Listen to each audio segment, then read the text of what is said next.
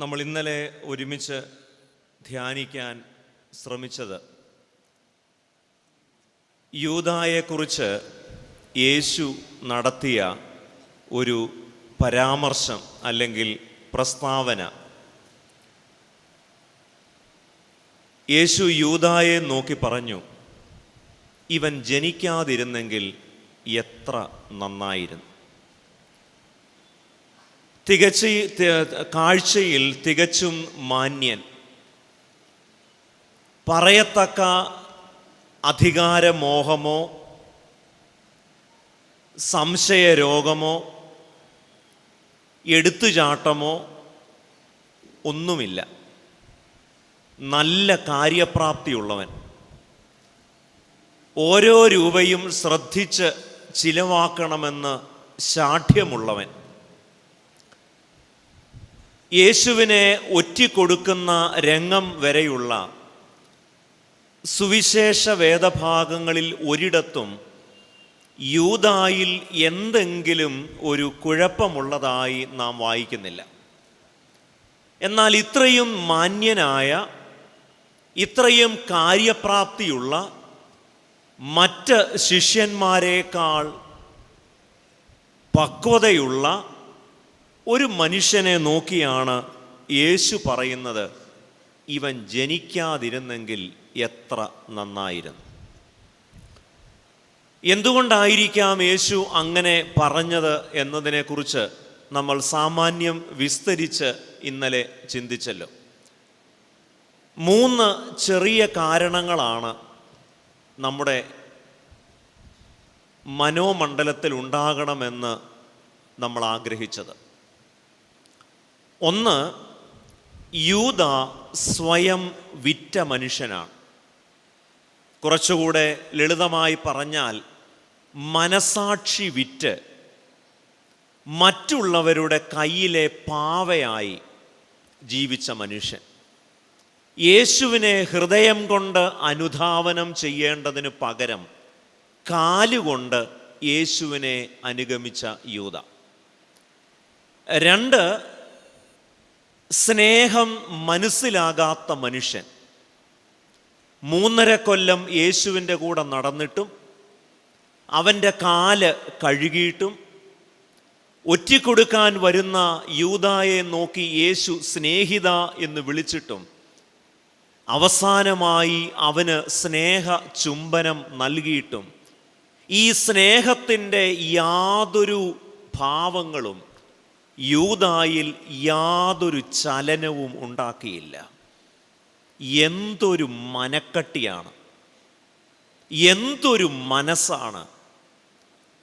ആര് സ്നേഹിച്ചാലും, എത്ര സ്നേഹിച്ചാലും ഒരു മാറ്റവും ഉണ്ടാക്കാൻ കഴിയാത്ത തരത്തിൽ സ്നേഹം മനസ്സിലാകാത്ത മനുഷ്യൻ.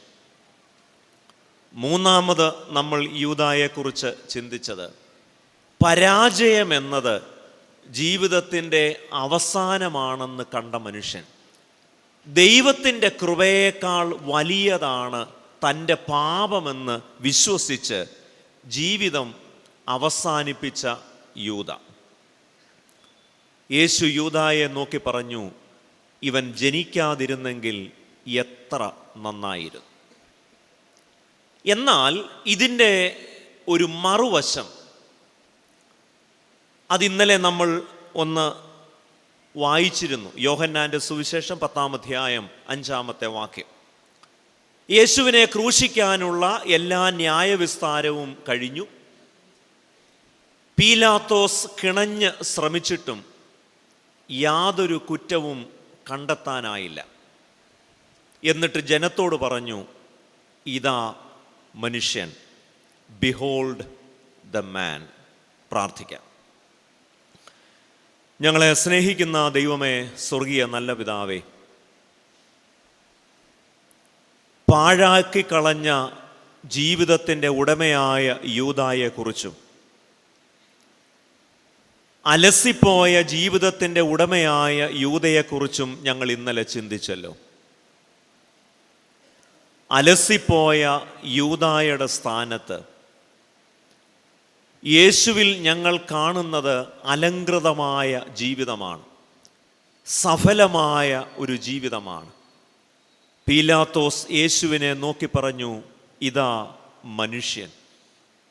കർത്താവേ, ഞങ്ങൾ ഇന്ന് ജീവിക്കുന്നതായ കാലത്ത് ഞങ്ങൾ എത്ര ശ്രമിച്ചിട്ടും കാണാൻ ഞങ്ങൾക്കേറെ ബുദ്ധിമുട്ടുള്ളത് മനുഷ്യരെയാണല്ലോ.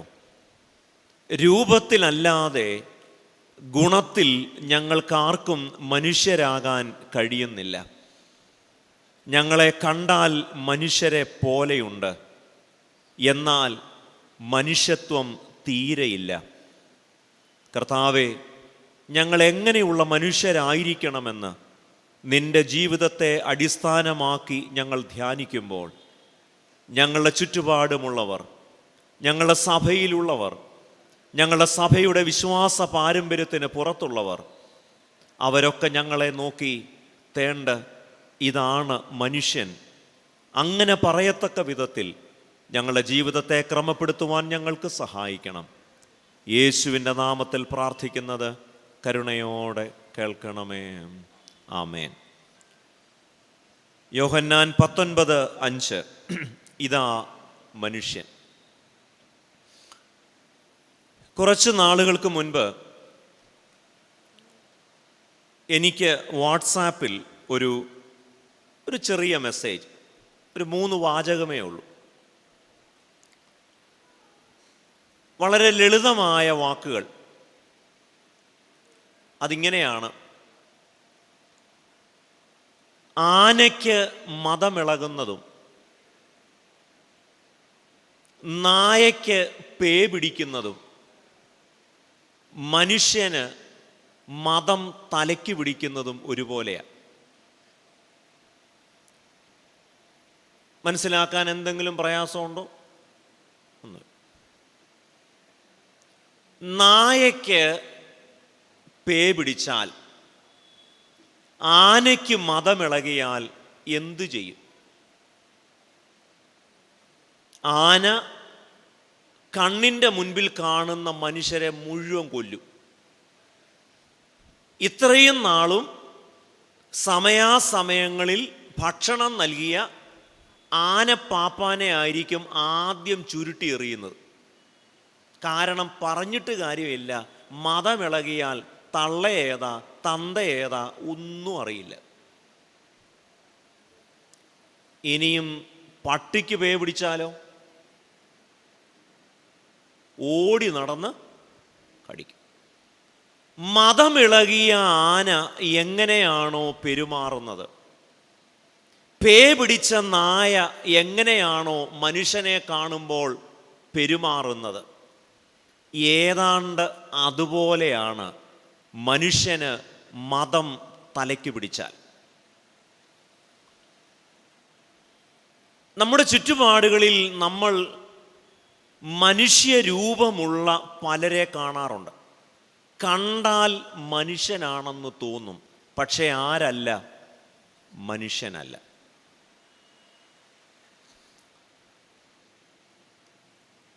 മനുഷ്യനെ മനുഷ്യനാക്കുന്നത് മനുഷ്യത്വമാണ്. നമുക്കറിയാം, പട്ടിയെ പട്ടിയാക്കുന്നത് പട്ടിത്തമാണ്. അതിൻ്റെ വള്ളി കളയരുത്.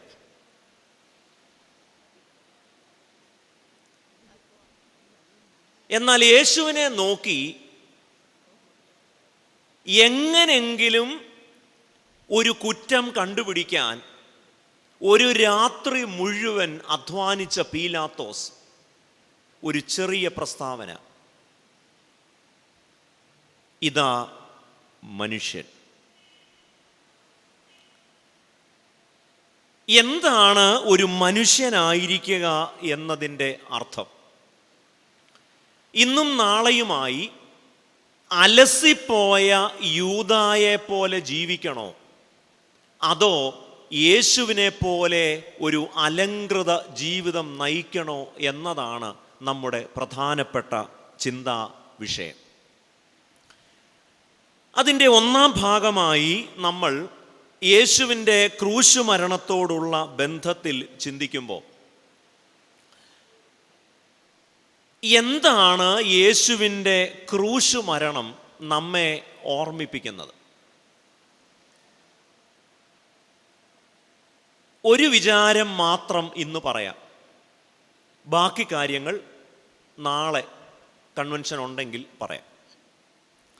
കാരണം ഇന്ന് തന്നെ നിങ്ങളെല്ലാം നന്നായി കഴിഞ്ഞാൽ പിന്നെ നാളെ അതിൻ്റെ ആവശ്യമില്ല. അതുകൊണ്ടാണ് ഞാൻ പറഞ്ഞത്. കാരണം നിങ്ങളുടെ ഇരിപ്പ് കണ്ടാൽ ഇന്ന് തന്നെ ഞാൻ നന്നാവും, നന്നായിട്ടേ ഉള്ളൂ. അപ്പോൾ അതുകൊണ്ട് ഇന്ന് തന്നെ നിങ്ങളെല്ലാം രക്ഷിക്കപ്പെട്ട് കഴിഞ്ഞാൽ പിന്നെ നാളെ കൺവെൻഷൻ പിരിച്ചു വിടുക, നടത്തേണ്ട ആവശ്യമില്ല. അപ്പം അതുകൊണ്ടാണ് നാളെ ഉണ്ടെങ്കിൽ എന്ന് പറയും. യേശുവിൻ്റെ ക്രൂശിനെ നമ്മൾ ധ്യാനിക്കുമ്പോൾ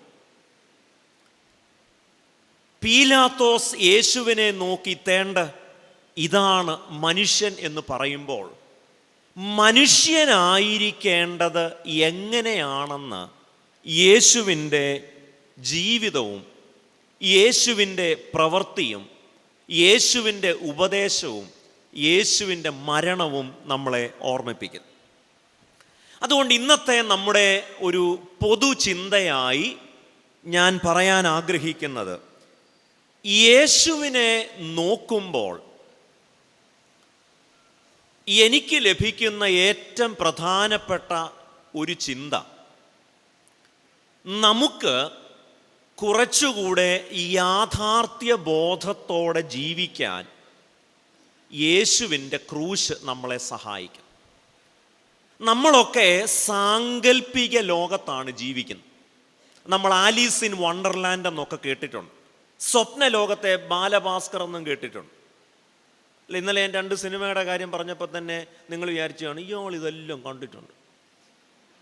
ഞാനിത് മുഴുവൻ കാണുന്നത് എന്തിനു വേണ്ടിയാണെന്നറിയോ? സഭയ്ക്ക് വേണ്ടിയാണ്. സ്വപ്നലോകത്താണ് നമ്മളെല്ലാം ജീവിക്കുന്നത്. പ്രത്യേകിച്ച് ഞങ്ങൾ വൈദികർ പട്ടം കിട്ടുന്ന സമയത്ത് വളരെ കാൽപ്പനികമായ സങ്കല്പങ്ങളോടുകൂടെയാണ്, അയ്യോ എന്തൊരു സുന്ദരം, നമ്മളങ്ങോട്ട് പ്രസംഗിക്കുന്നു, ജനം കേൾക്കുന്നു, ജനം രക്ഷിക്കപ്പെടുന്നു, ആത്മാവിൽ ആറാടുന്നു. ആദ്യത്തെ കമ്മിറ്റി കഴിയുമ്പോഴേ മനസ്സിലാവും. എന്തു മനസ്സിലായി? ഇത് അടുത്ത കാലത്തൊന്നും എന്തു പെട്ടെന്നാണ്. ഇപ്പോൾ ഇവിടെ ഇരിക്കുന്ന സീനിയർ അച്ഛന്മാരൊക്കെ അവരുടെ 1-ാമത്തെ വർഷത്തെ ഉശിരിൻ്റെ പകുതിയെങ്കിലും ഇപ്പോൾ ഉണ്ടോ അച്ഛൻ? ഉശിരുണ്ടോയെന്ന് ഞാൻ ചോദിക്കുന്നില്ല, അതിൻ്റെ പകുതിയെങ്കിലും ഇല്ല. എന്താ കാരണം എന്നറിയാം? ഞാൻ ആദ്യമൊക്കെ പള്ളിയിൽ പ്രസംഗിക്കുന്ന 40 മിനിറ്റായിരുന്നു. ഇപ്പം അത് 7 മിനിറ്റായി. ഓരോ കമ്മിറ്റിയും പൊതുയോഗം കഴിയുന്തോറും എനിക്ക് പ്രസംഗിക്കാനുള്ള എൻ്റെ ഉത്സാഹം കുറഞ്ഞു കുറഞ്ഞു വരിക. കാരണം എന്താ? കുച്ചിനായി ഹോ സക്ത, ഒന്നും ഇവിടെ ഒരു തേങ്ങയും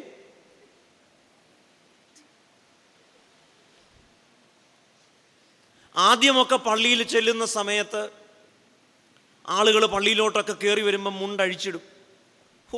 ആ കയറി വരുന്നത് കണ്ടാൽ ഞാൻ വിചാരിക്കും ദൈവം പോലും ഇരിക്കുന്ന കസേരയിൽ നിന്ന് എഴുന്നേറ്റ് പുള്ളി മുണ്ടഴിച്ചിട്ട് ഇവനെ പരിചയപ്പെട്ടില്ലായിരുന്നെങ്കിൽ വലിയ കഷ്ടമായി.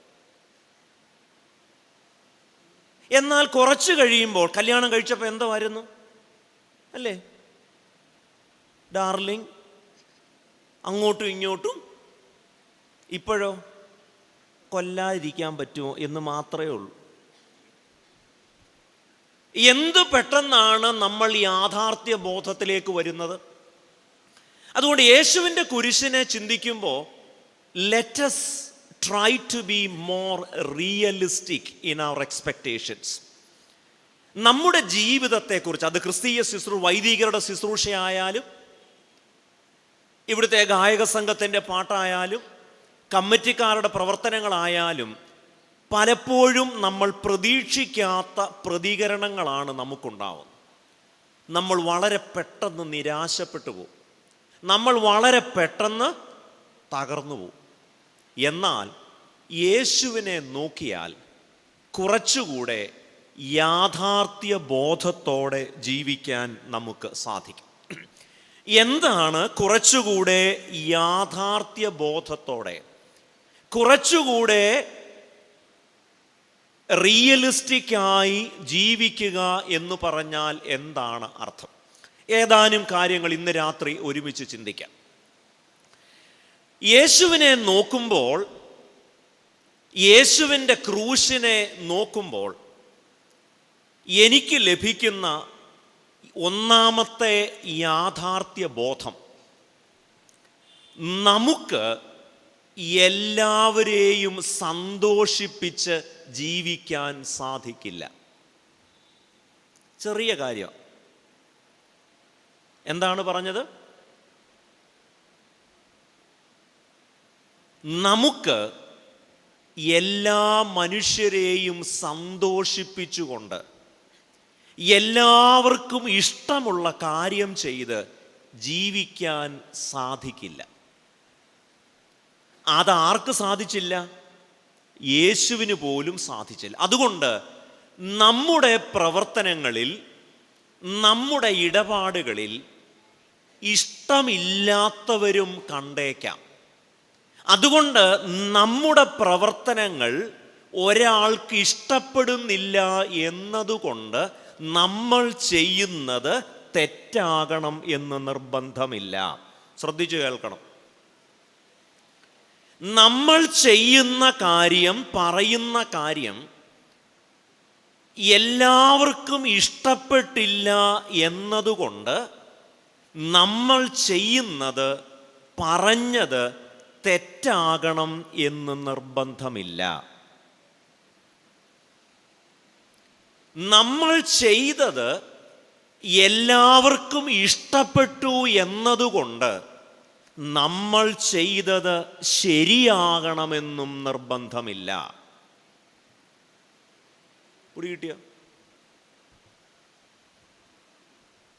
What is popular is not always right, and what is right is not always popular.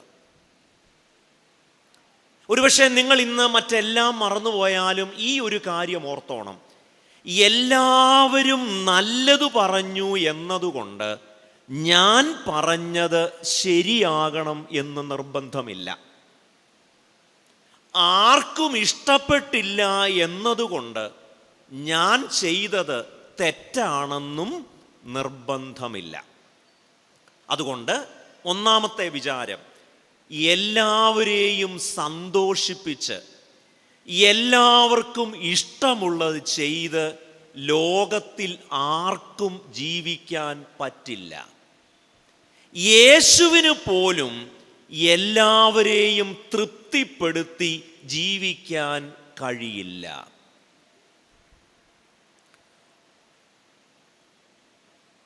മരിച്ചുപോയ ഒരാളെക്കുറിച്ച് നടത്തിയ പരാമർശം പറയുന്നത് ഔചിത്യമല്ലെങ്കിൽ നിങ്ങൾ എന്നോട് ക്ഷമിക്കണം. ലോകം മുഴുവൻ ധാരാളം ആരാധകരുള്ള മനുഷ്യനാണ് ഫ്രാൻസിസ് മാർപ്പാപ്പ. എല്ലാവർക്കും അദ്ദേഹത്തെ ഇഷ്ടമാണെന്നാണ് നമ്മൾ ധരിച്ചു വച്ചിരിക്കുന്നത്. അദ്ദേഹത്തെ ഇഷ്ടമില്ലാത്ത എത്രയോ പേരുണ്ടെന്നറിയാമോ?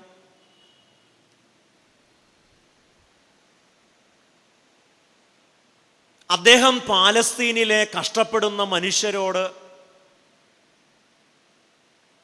ഐക്യദാർഢ്യം പ്രഖ്യാപിച്ചുകൊണ്ട് അവരെ കൊല്ലരുത്, ഉപദ്രവിക്കരുതെന്ന് പറഞ്ഞപ്പോൾ നമ്മുടെ നാട്ടിലെ ക്രിസംഖികൾ എന്ന് വിളിക്കപ്പെടുന്ന മനുഷ്യർ മാർപ്പാപ്പായ്ക്കൊരു പേര് കൊടുത്തു, മാർക്കാക്ക.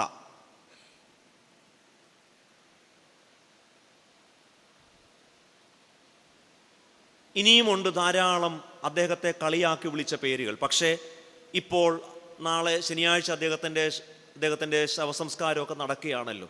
നമ്മൾ മലയാളികളെക്കുറിച്ചാണ് ഈ പറഞ്ഞത്. എന്തുകൊണ്ടാണ് നന്മ ചെയ്തിട്ടും എല്ലാ മനുഷ്യർക്കും അതിഷ്ടമാകാത്തത്? You cannot please everyone. നിങ്ങൾക്ക് എല്ലാവരെയും ഇഷ്ടപ്പെടുത്തി ജീവിക്കാൻ സാധിക്കില്ല. നമുക്ക് യേശുവിൻ്റെ ജീവിതത്തിലെ ചില കാര്യങ്ങളിലേക്ക് നമ്മുടെ ശ്രദ്ധയെ കൊണ്ടുപോകാം. യേശു ഒരു ദിവസം ഒരു ഭൂതം ബാധിച്ച മനുഷ്യനെ സുഖമാക്കി. ഒരാൾക്ക് സുഖം വരുന്നത് മോശം കാര്യമാണോ?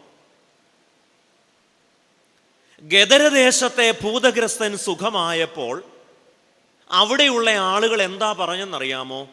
നീ ഇങ്ങനെ സൗഖ്യമാക്കാൻ തുടങ്ങിയാൽ ഞങ്ങളുടെ പന്നിക്കച്ചവടം കുഴപ്പത്തിലാണ്, അതുകൊണ്ട് നീ എത്രയും പെട്ടെന്ന് സ്ഥലം വിടണം. എന്താ മനുഷ്യരിങ്ങനെയാവുന്നേ? എത്രയോ കാലമായി കല്ലറകളിൽ കഴിയുന്ന ഒരു മനുഷ്യൻ, ആ ദേശത്ത് മുഴുവൻ രാത്രി ഉറക്കമില്ലാതെ അലറി നടക്കുന്ന മനുഷ്യൻ, കല്ലുകൊണ്ടും കമ്പുകൊണ്ടും എപ്പോഴും ദേഹം ഇങ്ങനെ കുത്തി ഉപദ്രവിക്കുന്ന മനുഷ്യൻ, ചുരുക്കം പറഞ്ഞാൽ ഒരു ദേശത്തിന് മുഴുവൻ ഭയമുണ്ടാക്കിയ മനുഷ്യൻ, ഈ മനുഷ്യൻ സുബോധത്തോടെ വസ്ത്രം ധരിച്ചിരിക്കുന്നത് കണ്ടപ്പോൾ നാട്ടുകാർ പറയുക, എത്രയും പെട്ടെന്ന് ഇവിടെ സ്ഥലം വിട്ടോണം. അവർക്കിഷ്ടപ്പെട്ടില്ല.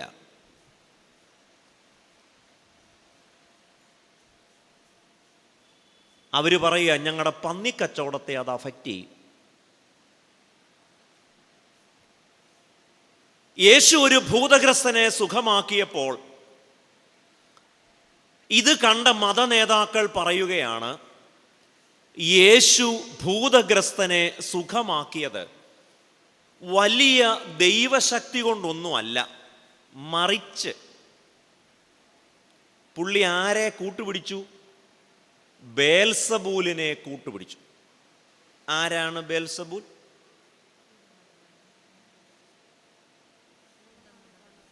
എൻ്റെ അമ്മാവനാണോ? നിങ്ങളുടെ ഈ തെക്കൻ തിരുവിതാംകൂറിൽ അങ്ങനെ പറയുമോ എന്നറിയില്ല. ഈ ഞങ്ങളുടെ നാട്ടിൽ ഞാൻ കുട്ടനാട്ടുകാരനാണ്. ഞങ്ങൾ UK എന്ന് പറയും, അപ്പർ കുട്ടനാടെന്നും ചിലപ്പോൾ ഞങ്ങൾ യുണൈറ്റഡ് കിങ്ഡം എന്നും ഒക്കെ പറയും. UK എന്നേ പറയത്തുള്ളൂ. അവിടെ ഈ ഇങ്ങനെയൊക്കെയുള്ള പരിപാടികൾ ചെയ്യുന്നവർക്ക് ഞങ്ങൾ പറയും, അവന് സേവയുണ്ടെന്ന് പറയും. ഇവിടെ അങ്ങനെ പറയൂ? കണ്ട അങ്ങനെ ഉള്ളതായിട്ട് തോന്നുന്നേ ഇല്ലല്ലേ? എന്തുകൊണ്ട്? സേവ. രണ്ടർത്ഥമുണ്ട് ഞങ്ങളുടെ നാട്ടിൽ സേവയെന്ന് പറഞ്ഞാൽ. ഇതിനും എന്തോ പറയാ? സേവയുണ്ടോ? കൂടുതൽ പരിചയമുള്ളവർ അതാ. എന്താണ്? അച്ഛന്മാർക്ക് ആദ്യം പറഞ്ഞത് പരിചയം, കൊയറിൽ ചിലർക്ക് രണ്ടാമത് പറഞ്ഞു. ചുരുക്കം പറഞ്ഞാൽ രണ്ടും പരിചയമുള്ളവർ ഇവിടെ. അപ്പൊ സേവ എന്ന് പറഞ്ഞാൽ വാട്ടീസ് അടിക്കുന്നവരെന്നുള്ള അർത്ഥമുണ്ട്. എന്നാൽ ഞാൻ ഈ പറഞ്ഞ സേവ എന്ന് പറഞ്ഞാൽ ചാത്തൻ സേവ. അതായത് ഇങ്ങനെയുള്ള കക്ഷികളെയൊക്കെ കൂട്ടുപിടിച്ചിട്ട് ഭൂതം ഇതൊക്കെ ഏർപ്പാടാക്കുന്നയാൾ. നമ്മുടെ ഒരു മണിച്ചിത്രത്താഴ് മോഡൽ എന്നൊക്കെ വേണമെങ്കിൽ പറയാം. അപ്പോൾ ഇവർ പറയുകയാണ്, യേശുവിന് സേവയുണ്ട്. കാരണം ഈ മനുഷ്യൻ്റെ ഭൂതത്തെ യേശു പുറത്താക്കിയത് ആരുടെ കൂട്ടുകൊണ്ടാ? ബേൽസബൂലിൻ്റെ കൂട്ടുകൊണ്ടാ. നമ്മുടെ നാടൻ ഭാഷയിൽ പറഞ്ഞാൽ യേശുവിന് സേവയുണ്ട്. സേവിച്ചിടും നിന്നെ ഞാൻ, അതല്ല, ഇത് വേറെ. നിങ്ങളൊന്ന് ആലോചിച്ച് നോക്കിയേ, ദൈവപുത്രനായ യേശു ഒരു ഭൂതം ബാധിച്ച മനുഷ്യനെ സുഖമാക്കിയപ്പോൾ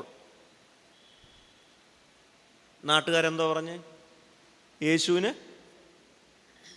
നിങ്ങൾ പറ,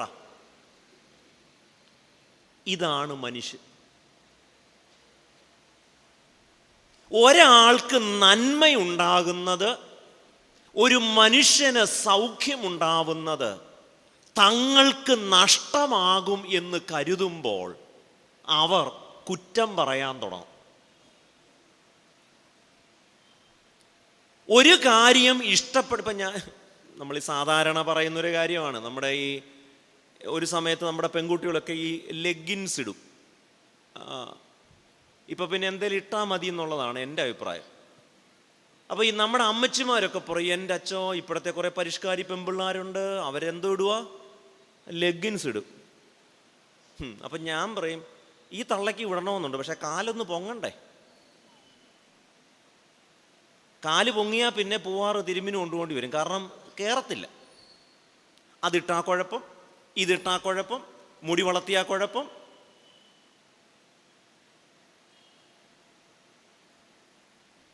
ഞാൻ എന്താ പറഞ്ഞെന്ന് ചോദിച്ചാൽ, കുറ്റം പറയാൻ പ്രത്യേകിച്ച് കാരണമൊന്നും വേണ്ട. പണ്ട് പല കഥയുണ്ട്. ഒരാൾ പോലീസ് സ്റ്റേഷനിൽ പോയ കഥയുണ്ട്, നിങ്ങളിവിടെ കേട്ടിട്ടുണ്ടോ എന്ന് എനിക്ക് അറിഞ്ഞുകൂടാ. ആ കഥ തന്നെ കുറച്ചുകൂടെ വ്യത്യാസപ്പെടുത്തി ബെന്യാമീൻ മറ്റൊരു കഥയാക്കി മാറ്റിയിട്ടുണ്ട്. ബെന്യാമീൻ്റെ കഥ പറയാം, അതാകുമ്പോൾ ഒരു സ്റ്റാൻഡേർഡ് കഥയാണല്ലോ. മറ്റേതൊരു കഞ്ഞി ഉദാഹരണമായിട്ട് നിങ്ങൾക്ക് തോന്നും. ബെന്യാമീൻ എന്നൊക്കെ ആകുമ്പം ഇയാൾ ലുക്കില്ലെങ്കിലും ബെന്യാമീനെ ഒക്കെ വായിച്ചിട്ടുള്ള ആളാണ്. ബെന്യാമീൻ്റെ മനോഹരമായൊരു കഥയാണ്. അതിൽ ഒരു വീട്ടുകാരനും അയാളുടെ ഭാര്യയും ഭാര്യയുടെ സുഹൃത്തും കൂടെ ഒരു യാത്ര പോകും. അവരിങ്ങനെ യാത്ര പോകുമ്പോൾ വഴിക്ക് വെച്ച് ഒരു പരിചയക്കാരനെ കണ്ടപ്പോൾ കാറ് നിർത്തി ഒന്ന് കുശലം അന്വേഷിച്ചു. അപ്പോൾ അയാൾ നോക്കിയപ്പോൾ ഈ ഭാര്യയും കൂട്ടുകാരിയും പുറകിലിരിക്കുക. അപ്പോൾ ഈ യാത്രക്കാർ വഴിയിൽ നിന്ന മനുഷ്യൻ ചോദിച്ചു, ഈ പുറകിലിരുന്ന സ്ത്രീകളോട് ചോദിച്ചു, നിങ്ങൾ എന്തൊരു മനുഷ്യരാ, ഒരാളെ ഇങ്ങനെ ഡ്രൈവറാക്കിയാണോ? ആരെങ്കിലും ഒരാൾ മുന്നിൽ കൂടി, രണ്ടുപേരും കൂടെ പുറകിലിരിക്കുന്നു, ഭർത്താവ് ഡ്രൈവറാണോ? ഭാര്യ കയറി മുമ്പിലിരുന്നു. കുറച്ച് കഴിഞ്ഞപ്പോൾ വേറൊരു കൂട്ടുകാരനെ കണ്ടു. വണ്ടി നിർത്തി കുശലം അന്വേഷിച്ചു. അപ്പോൾ ചോദിച്ചു, ആഹാ അത് കൊള്ളാം, കൂട്ടുകാരിയെ പുറകിലിരുത്തിയിട്ട് നിങ്ങൾ ഭാര്യയും ഭർത്താവും കൂടെ മുമ്പിലിരുന്നു സൊള്ളുവാണോ? അപ്പോൾ അയാൾ പറഞ്ഞു, ഒരു കാര്യം ചെയ്യ്, നീ പുറകിലിരുന്നിട്ട് അവളെ കയറ്റി ഫ്രണ്ടിലിരുത്ത്. കുറച്ച് കഴിഞ്ഞപ്പോൾ വഴി വേറൊരുത്തനെ കണ്ടു. വെറുതെ കുശലം പറയാൻ നിർത്തിയ. അവൻ നോക്കിയപ്പം ഭാര്യ പുറകിലിരിക്കുന്നു, ഭാര്യയുടെ കൂട്ടുകാർ. ആഹാ, ഭാര്യ ഇരുത്തിക്കൊണ്ടാണോ ഈ അവിഹിതം എന്ന് അടുത്ത ഡയലോഗ്. അവർ കാർ അവിടെ ഇട്ടിട്ട് നടന്നുപോയി എന്നാണ് കഥ. മുമ്പിലിരുത്തിയാ കുഴപ്പം, രണ്ടുപേരും പുറകിലിരു. ഒരു പണിയില്ലാത്ത കുറേ മനുഷ്യരുടെ രാവിലെ പാൻറ്റും ചുരിദാറും ഇട്ടങ്ങ് ഇറങ്ങും. ഒറ്റ കാര്യമേ ഉള്ളൂ, വഴിയിൽ വണ്ടി നിർത്തരുത്.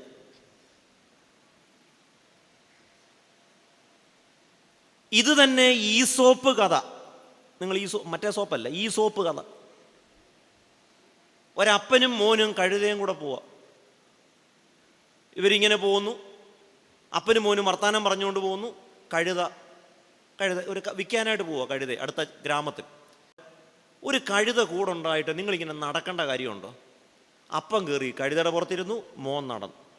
അപ്പം വേറൊരുത്തൻ ചോദിച്ചു, നിങ്ങൾ എന്തൊരു മനുഷ്യനാ, മോനെ നടത്തിച്ചിട്ട് അപ്പം കയറി കഴുതയുടെ പുറത്ത് കയറിയിരിക്കുന്നു. അപ്പം അപ്പം കഴുതയുടെ പുറത്തുനിന്ന് കയറി ഇറങ്ങി, മോൻ കഴുതയുടെ പുറത്ത് കയറി. കുറച്ച് കഴിഞ്ഞപ്പോൾ വേറൊരുത്തൻ ചോദിച്ചു, നിങ്ങൾ എന്തൊരു മനുഷ്യനാ, എടാ നിനക്ക് ഒരു മര്യാദ വേണ്ടേ, നിൻ്റെ അപ്പം നടക്കുമല്ലേ? അവർ രണ്ടുപേരും കൂടെ പിന്നെ കഴുതയുടെ പുറത്ത് കയറി. കുറച്ച് കഴിഞ്ഞപ്പോൾ വേറൊരുത്തൻ ചോദിച്ചു, ഒരു പാവം കഴുതയുടെ പുറത്ത് നിങ്ങൾ രണ്ടുപേരും കൂടെ കയറുന്നത് മോശമാണ്. അവസാനം അവർ കഴുതയെ തലയെ വെച്ചുകൊണ്ട് പോയി എന്നാണ് കഥ. ഒരു പണിയുമില്ല, എന്തെങ്കിലും രണ്ടെണ്ണം പറയാതെ ഒരുറക്കവുമില്ല. നിങ്ങളൊന്ന് ആലോചിച്ച് നോക്കിയ, നിങ്ങൾക്ക് എന്താണോ നിങ്ങളുടെ മനസാക്ഷി ശരി എന്ന് പറയുന്നത് ചെയ്യുക. നിങ്ങളുടെ മനസാക്ഷി എന്താണെന്ന് ദൈവം നിങ്ങളോട് പറയുന്നുവോ അതിനനുസരിച്ച് പ്രവർത്തിക്കുക.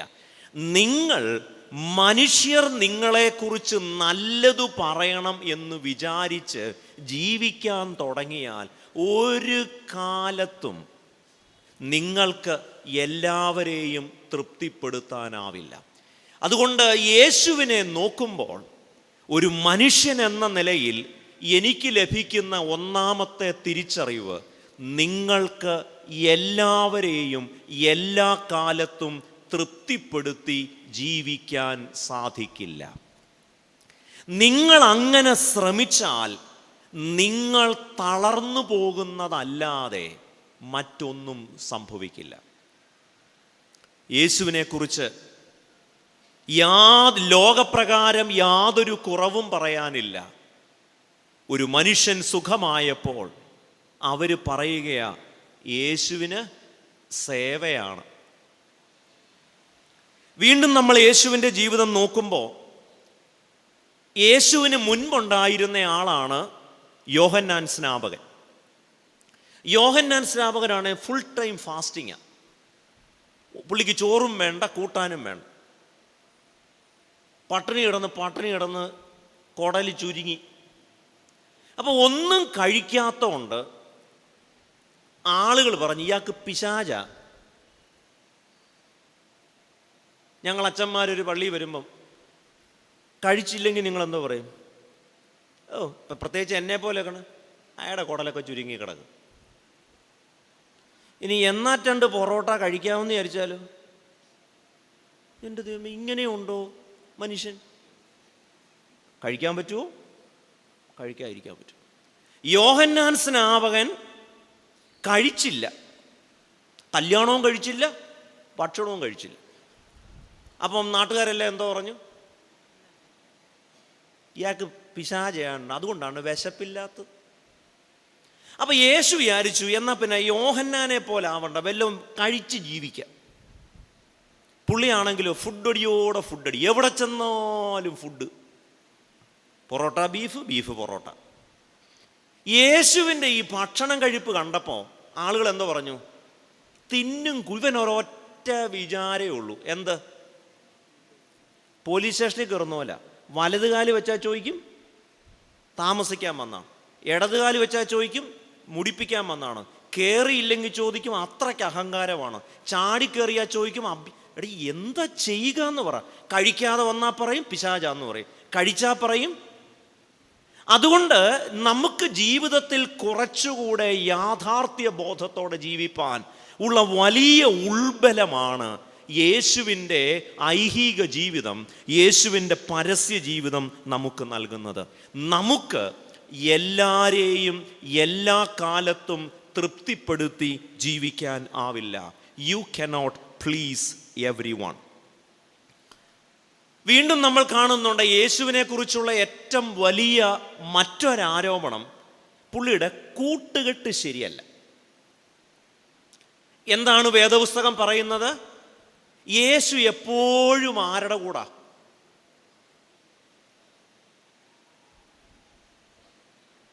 മഹായിടവേട ബിഷപ്പിൻ്റെ കൂടാണോ? ഡിസ്ട്രിക്ട് ചെയർമാൻ്റെ കൂടാണോ?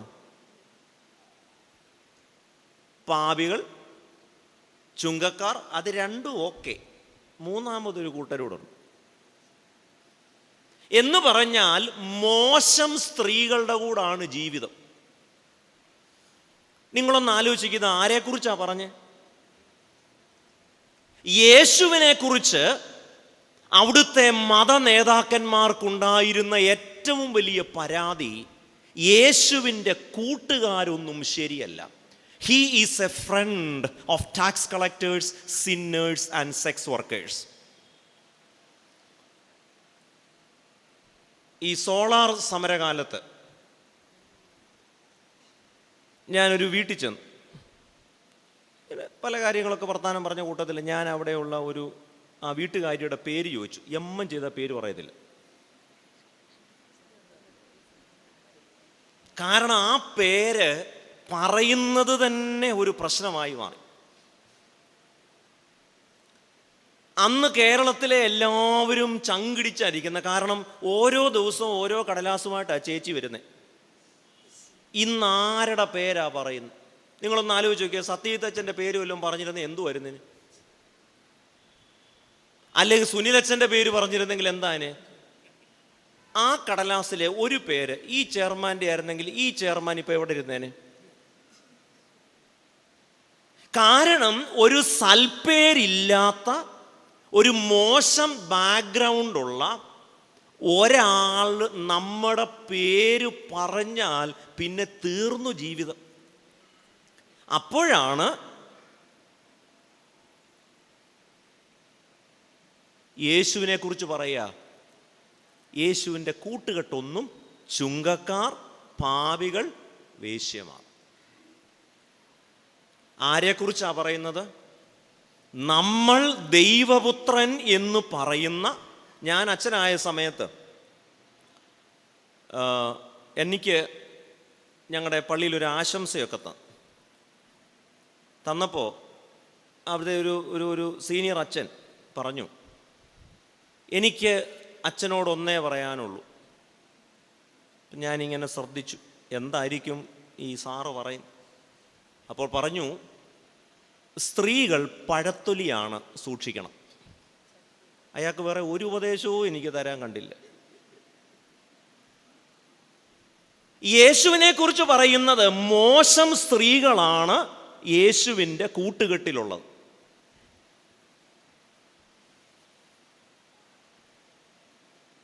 ഒരാളെ നശിപ്പിക്കാൻ ഏറ്റവും നല്ല ആയുധം എന്താ?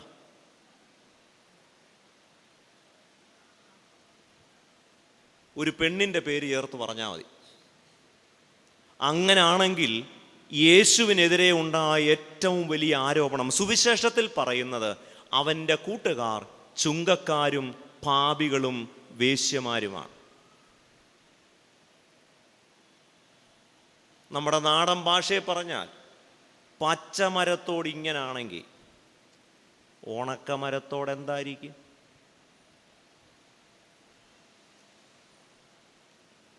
യേശു ഒരു വീട്ടിൽ ചെന്നു.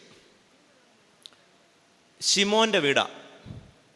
പുള്ളി അവിടെ ചെന്നിട്ട് ശിമോൻ പുള്ളിയുടെ പത്രാസ് കാണിക്കാനായിട്ടൊക്കെ ഇങ്ങനെ, നമ്മൾ ചില വീട്ടിൽ ചെല്ലുമ്പോഴാണ്, ഞാൻ ഗ്ലാഡ്സ്റ്റൺ തിരുമേനിയുടെ ഞാൻ ചോറ് കൊടുത്തിട്ടുണ്ട്, യേശുദാസൻ തിരുമേനിക്ക് ചോറ് കൊടുത്തിട്ടുണ്ട് എന്നൊക്കെ പറഞ്ഞ് നമ്മൾ വീട്ടിൽ ചെല്ലുമ്പം ഈ അവരാർക്കൊക്കെ ഫുഡ് കൊടുത്തെന്നുള്ളതിനെ പടം കാണിക്കും. ഇങ്ങനെ ശിമോൻ യേശുവിനെ ആർക്കൊക്കെ ചോറ് കൊടുത്തു എന്നൊക്കെയുള്ള ഫോട്ടോ കാണിച്ചുകൊണ്ടിരിക്കുക. മര്യാദ ഒന്നും കാണിച്ചില്ല, യഹൂദന്മാരുടെ ആതിഥ്യ മര്യാദ. അങ്ങനെ ഇരിക്കുമ്പോഴാണ് ഒരു സ്ത്രീ എവിടെ നിന്നോ വരുന്നു. അത്ര നല്ല ബാക്ക്ഗ്രൗണ്ട് ഉള്ള സ്ത്രീയല്ല. ആ പുള്ളിക്കാരി ഇങ്ങോട്ട് വന്ന് ഒരു വലിയ ഒരു ജാറ് അങ്ങോട്ട് പൊട്ടിച്ച് അതിൽ കരുതിയിരുന്ന വില കൂടിയ സുഗന്ധദ്രവ്യം യേശുവിൻ്റെ ദേഹത്ത് മുഴുവൻ ഇങ്ങനെ അങ്ങ് വാരി പെരട്ടി. നിങ്ങളൊന്ന് ആലോചിച്ച് നോക്കി, ഇതുപോലൊരു മീറ്റിംഗ് നിങ്ങൾക്ക് തീരെ അഭിപ്രായമില്ലാത്തൊരു സ്ത്രീ ഒരു വലിയ അത്തറുകൂപ്പി കൊണ്ടുവന്നു നമ്മുടെ സുനിലച്ചൻ്റെ ദേഹത്ത് മുഴുവൻ പെരട്ടി, മുടി കൊണ്ടത് തുടച്ച്. പറഞ്ഞപ്പോഴേ ആവേശമായി, ഊഹിച്ചാൽ മതി. നിങ്ങൾ ആ ഭാഗം ഒന്ന് വായിച്ചു നോക്കണം, എന്ത് രസമാണെന്നറിയോ. ഒരു പരസ്യമായ എല്ലാവരും ഇരിക്കുന്നൊരു വീട്ടിലാണ് അത്. സുവിശേഷം ശരിക്കും വായിച്ചു നോക്കണം. ഇങ്ങനെ ഒരു സ്ത്രീയും നമ്മുടെ കോണ്ടാക്ട് ലിസ്റ്റിൽ ഉണ്ടെന്നറിഞ്ഞാൽ മതി, പിന്നെ നമ്മുടെ കണ്ടക്റ്റ് പോയി. ഈ സ്ത്രീ ഇതങ്ങോട്ട് പൊട്ടിച്ചു വന്ന് ദേഹത്തെല്ലാം പെരട്ടി. അച്ഛനൊന്ന് സങ്കല്പിച്ചു നോക്കി, പെരട്ടി. എന്നിട്ട് അവിടെ ഒരു വാചകം കൂടെ പറയുന്നുണ്ട്, അവൾ യേശുവിനെ ഇടവിടാതെ ചുംബിച്ചുകൊണ്ടിരുന്നു. ഒരു വലിയ ആൾക്കൂട്ടമുള്ള ഒരു സ്ഥലത്ത് യേശുവിന് വേണേ പറയാമായിരുന്നു, ഇപ്പോഴാണോ വരുന്നത്, പിന്നെ വാളില്ലാത്തപ്പോൾ എന്ന് പറയാമായിരുന്നു. യേശുവിനെ ഒരു സൽപ്പേരുമില്ലാത്ത സ്ത്രീ ഇടവിടാതെ ചുംബിച്ചുകൊണ്ടിരുന്നു എന്നാണ് നമ്മളവിടെ വായിക്കുന്നത്. ഇതൊക്കെ വേദോസ്തവത്തിലുള്ള കാര്യമാണ്.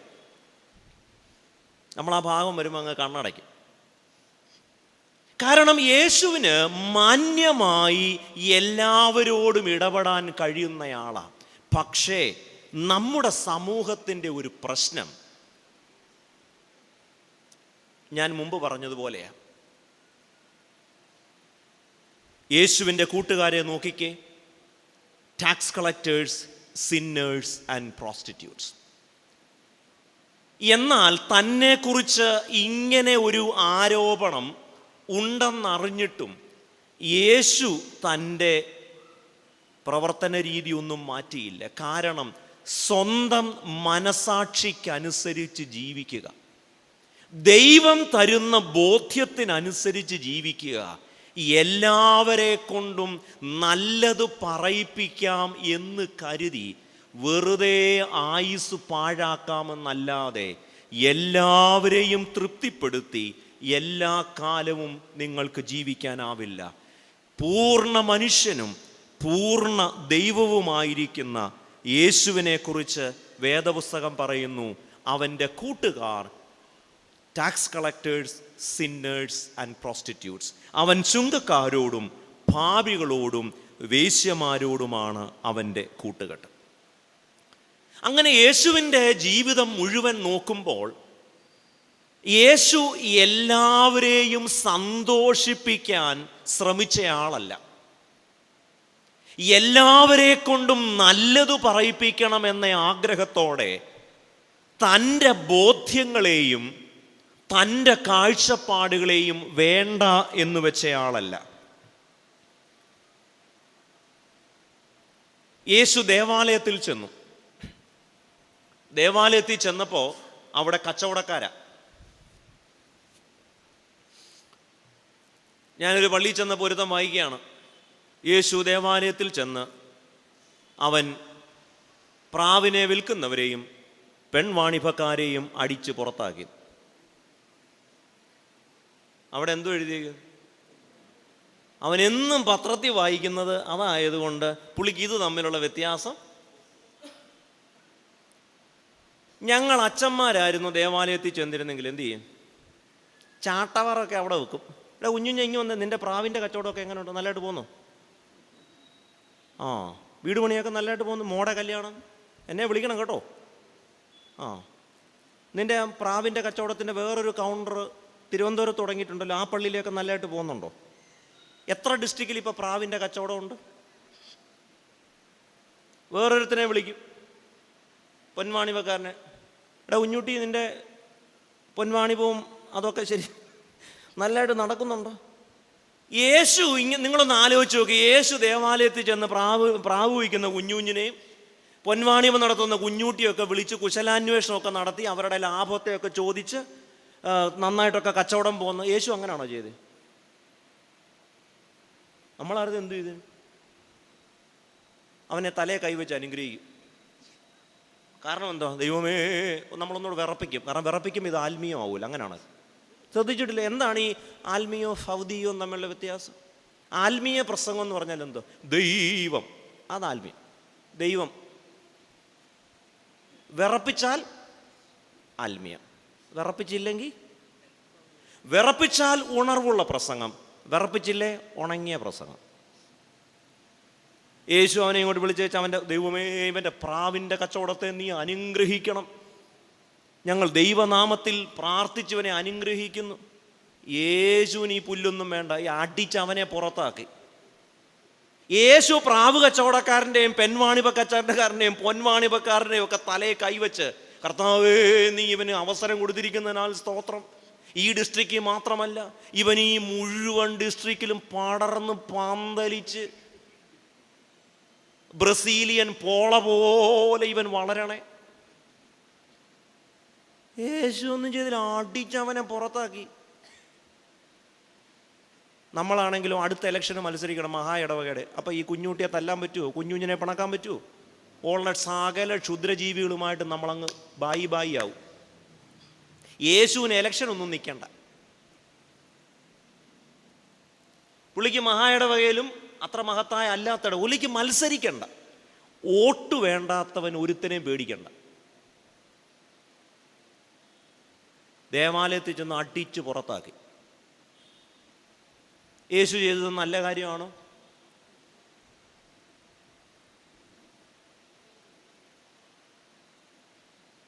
നിങ്ങൾ പറ. എല്ലാവർക്കും ഇഷ്ടമുള്ള കാര്യം ചെയ്യാനല്ല ദൈവം നമ്മളെ വിളിച്ചിരിക്കുന്നത്.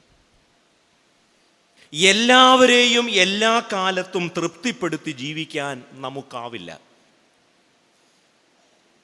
ദൈവം നമുക്ക് തന്നിരിക്കുന്ന മനസാക്ഷിക്കനുസരിച്ച് ജീവിക്കുക. ഇംഗ്ലീഷിലൊരു വാചകമുണ്ട്, if you want to be liked by everyone starts selling ice cream.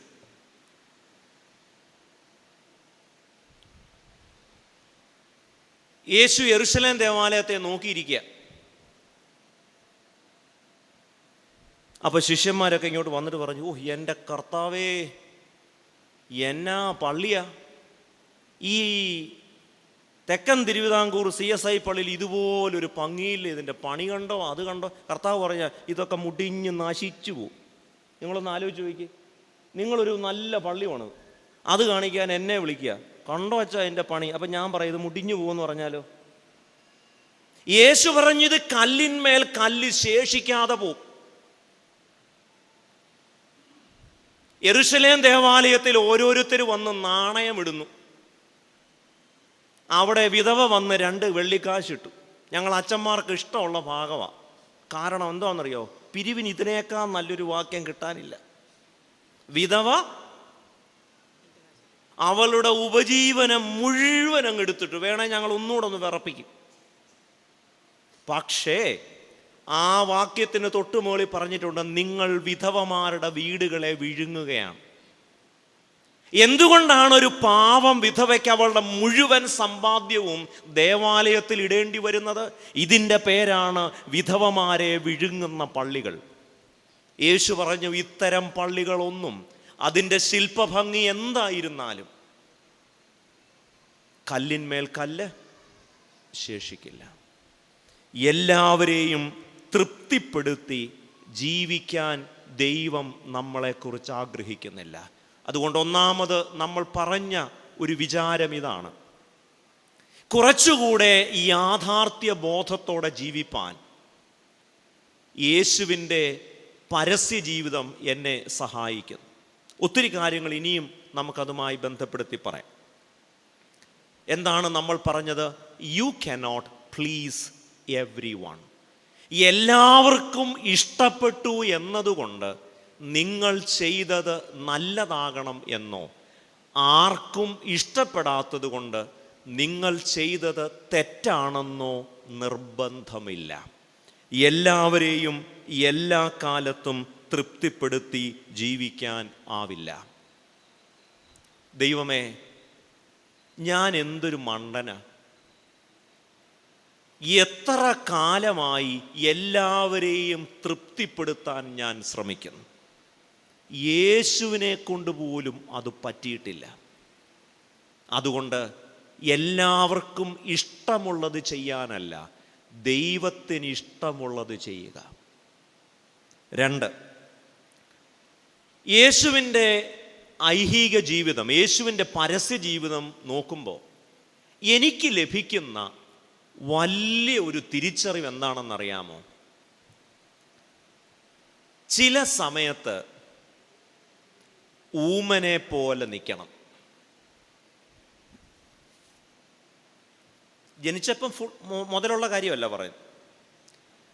നമ്മൾ യേശുവിനെ നോക്കിക്കുക, യേശുവിൻ്റെ ന്യായവിസ്താര സമയം, യേശുവിൻ്റെ പരസ്യ ജീവിതത്തിലാണെങ്കിൽ നല്ല ഉരുളയ്ക്കുപ്പേരി പോലെ മറുപടി പറയുന്ന മനുഷ്യൻ. എന്ത് ചോദിച്ചാലും ഇപ്പോഴത്തെ പിള്ളേരുടെ ഭാഷയെ പറഞ്ഞാൽ നല്ല തഗ് സംഭാഷണം. ഞാൻ ഒരിടത്ത് പ്രസംഗിച്ചപ്പം യൂദ യേശുവിനെ പറ്റിച്ചു എന്നൊക്കെ പറഞ്ഞപ്പോൾ ഒരു പയ്യൻ എന്നോട് പറയും, അച്ഛൻ ഏത് കാലത്താണ് ജീവിക്കുന്നത്? ഞാൻ ചോദിച്ചു, എന്തുവാണ്? യൂദ പറ്റിച്ചു എന്നൊന്നും പറയരുത്, യൂദ തേച്ചു എന്ന് പറയണമെന്ന്. ഞാൻ പറഞ്ഞു സമ്മതിച്ച്. കാരണം ഞങ്ങൾക്ക് മനസ്സിലാവണമെങ്കിൽ ന്യൂജൻ ഭാഷ എന്ന് പറയുന്നത് എന്താണ്? 30 വെള്ളിക്കാശിന് യൂദ യേശുവിനെ തേച്ചു, വഞ്ചിച്ചു. നമ്മളാണെങ്കിൽ എന്താ പറയുന്നത്? ഒറ്റിക്കൊടുത്തു, അതൊന്നും വേണ്ട എന്ന് പറഞ്ഞതുപോലെ എപ്പോൾ ചോദിച്ചാലും നല്ല തഗ് ഡയലോഗ് പറയാൻ കപ്പാസിറ്റി ഉള്ള ആളാണ് യേശു. എന്നാൽ ന്യായവിസ്താര സമയത്ത് യേശുവിനെ കുറിച്ച് പറയുന്നത്, അവൻ ഒരു വാക്കും മിണ്ടിയില്ല. അവൻ മിണ്ടാതെ ഊമനെ പോലെ നിന്നു. ഈ ഒരു ഭാഗം എങ്ങനെയാണ് നമ്മളെ കുറച്ചുകൂടെ തിരിച്ചറിവുള്ളവരാക്കുന്നത്? എങ്ങനെയാണ് നമ്മളെ കുറച്ചുകൂടെ യാഥാർത്ഥ്യ ബോധമുള്ളവരാക്കുന്നത്? ഇവിടെ ഇരിക്കുന്ന നിങ്ങളിൽ പലരും, ഞാനും ഒക്കെ, നമ്മളുടെ നിസ്സഹായത, അല്ലെങ്കിൽ നമ്മുടെ നിരപരാധിത്വം വിശദീകരിക്കാൻ വല്ലാതെ തത്രപ്പെടുന്നവരാ. ഞാൻ അങ്ങനെയൊന്നും ഉദ്ദേശിച്ചില്ല, ഞാൻ അങ്ങനെയൊന്നും അല്ല പറഞ്ഞത്. നിങ്ങളൊന്ന് ആലോചിച്ച് നോക്കിയാൽ മതി. നിങ്ങൾ ജോലി ചെയ്യുന്ന സ്ഥലത്ത്, കുടുംബജീവിതത്തിലൊക്കെ നമ്മൾ ഏറ്റവും കൂടുതൽ സമയം പാഴാക്കുന്നത് നമ്മുടെ നിരപരാധിത്വം തെളിയിക്കാൻ വേണ്ടിയാണ്. യേശുവിൻ്റെ ഈ ഒരു പോസ്ചർ, യേശുവിൻ്റെ ഈ ഒരു നിലപാട് നമുക്ക് നൽകുന്ന ഒരു ബോധ്യം, നമ്മളെ മനസ്സിലാക്കാൻ ഒരു കാരണവശാലും തയ്യാറല്ലാത്തവരുടെ മുൻപിൽ വെറുതെ വിശദീകരിച്ച് സമയം കളയരുത്. പറയുന്നത് മനസ്സിലാവുന്നുണ്ടോ? മനുഷ്യൻ നമ്മളെ മനസ്സിലാക്കാൻ തയ്യാറല്ലാതിരിക്കുമ്പോൾ, അങ്ങനെ തയ്യാറല്ലാത്തവരുടെ മുൻപിൽ നിരപരാധിത്വവും നിസ്സഹായതയും വിശദീകരിച്ച് സമയം കളയരുത്. കാരണം ചിലപ്പോൾ ഭാര്യയാവാം, ചിലപ്പോൾ ഭർത്താവാകാം, ചിലപ്പോൾ ഇടവക ജനങ്ങളായിരിക്കാം, ചിലപ്പോൾ അച്ഛന്മാരായിരിക്കാം, മക്കളായിരിക്കാം, മാതാപിതാക്കളായിരിക്കാം. നിങ്ങളെ മനസ്സിലാക്കാൻ താല്പര്യമില്ലാത്തവരുടെ മുൻപിൽ വെറുതെ വിശദീകരിച്ച് സമയം നിങ്ങളെന്തൊക്കെ പറഞ്ഞാലും നിങ്ങളെ വിശ്വസിക്കാൻ അവർ തയ്യാറല്ല. കാരണം നിങ്ങളെ വിശ്വസിക്കാൻ അവർക്ക് താല്പര്യമില്ല.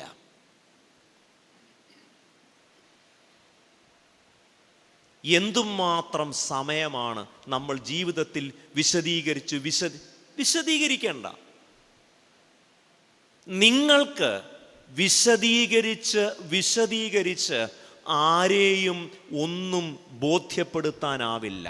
കാരണം മനുഷ്യർ നിങ്ങളുടെ വിശദീകരണം കേൾക്കുന്നത് അതിൻ്റെ അകത്ത് എന്തെങ്കിലും കുഴപ്പമുണ്ട്. People listen to you not to understand U.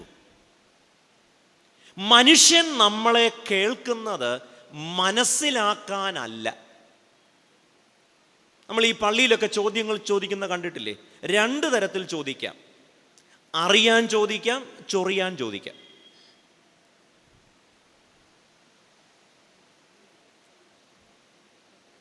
മക്കൾ ദേഷ്യപ്പെടുമ്പം, എടാ എനിക്ക് നിന്നോട് ഭയങ്കര സ്നേഹമാണ്, വെറുതെയാണ്. എടാ ഞാൻ പൈസ ഉണ്ടായിരുന്നെങ്കിൽ ഞാൻ നിന്നെ ടൂറിന് വിട്ടേനെ, പൈസ ഉണ്ടായിരുന്നെങ്കിൽ ഞാൻ ബൈക്ക് വാങ്ങിച്ചു തന്നേനെ.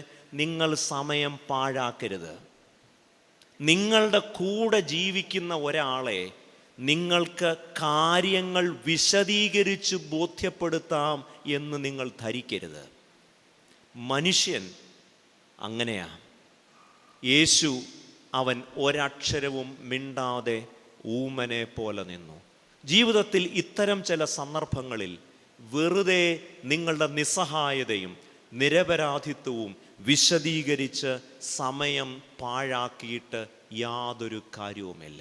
കാരണം മനസ്സിലാക്കാൻ, നിങ്ങളെ ആഴത്തിൽ അറിയാൻ താല്പര്യം ഇല്ലാത്തവരുടെ മുൻപിൽ വിശദീകരണത്തിന് മെനക്കെടരുത്.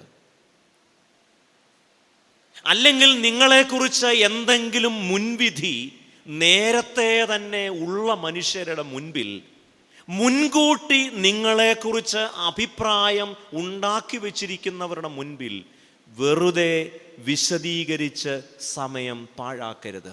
യേശുവിനറിയാമായിരുന്നു പീലാത്തോസും മതനേതാക്കന്മാരും റോമൻ ഉദ്യോഗസ്ഥരും എല്ലാം അവർ തന്നെ കൊല്ലാൻ മുൻകൂട്ടി തീരുമാനിച്ചിട്ടുണ്ട്. അങ്ങനെയുള്ളവരുടെ മുൻപിൽ വിശദീകരിച്ച് സമയം പാഴാക്കാൻ യേശു തയ്യാറാകുന്നില്ല. എന്താണ് യേശുവിനെ നോക്കുമ്പോൾ എനിക്ക് ലഭിക്കുന്ന വലിയ ഒരു തിരിച്ചറിവ്, ഒരു യാഥാർത്ഥ്യബോധം? ഒന്ന്, U cannot please everyone. നിങ്ങൾക്ക് എല്ലാവരെയും എല്ലാ കാലത്തും തൃപ്തിപ്പെടുത്താൻ ആവില്ല. യേശുവിന് പോലും കഴിയാത്ത കാര്യം നിങ്ങൾക്ക് കഴിയും എന്ന് നിങ്ങൾ ചിന്തിക്കുന്നെങ്കിൽ നിങ്ങൾ എത്ര മൂഢസ്വർഗത്തിലാണ് ജീവിക്കുന്നത്? എല്ലാത്തിനും കൃത്യമായി ഉത്തരം അറിയാവുന്ന ഈ അഖിലാണ്ടത്തെ നിർമ്മിച്ച യേശു പോലും ഒരു പ്രത്യേക സന്ദർഭത്തിൽ അവൻ ഊമനെ പോലെ നിന്നു.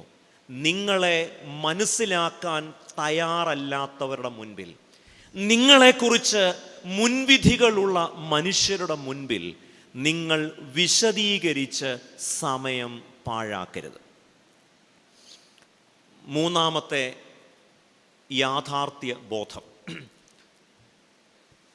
ജനങ്ങൾക്ക്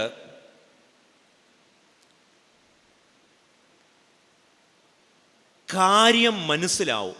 നമ്മൾ ഈ രാഷ്ട്രീയക്കാർ സാധാരണ പറയും, ഇതൊക്കെ ജനത്തിനൊരു പിണ്ണാക്കും മനസ്സിലാവത്തില്ല.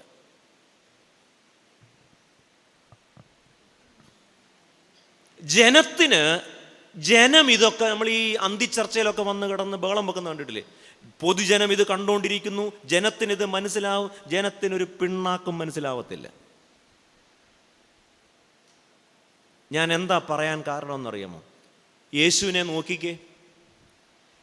പീലാത്തോസിൻ്റെ അരമന മുറ്റത്ത് വലിയ ഒരാൾക്കൂട്ടം.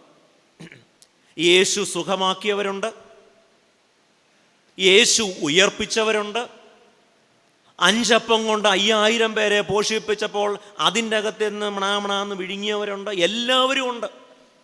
ഇങ്ങനെ ഒരു വലിയ ആൾക്കൂട്ടത്തിൻ്റെ മുൻപിൽ യേശുവിനെ, ബറബാസിനെ നിർത്തിയിട്ട് പീലാത്തോസ് ചോദിക്കുന്നു, നിങ്ങൾക്ക് യേശുവിനെ വേണോ ബറബാസിനെ വേണോ?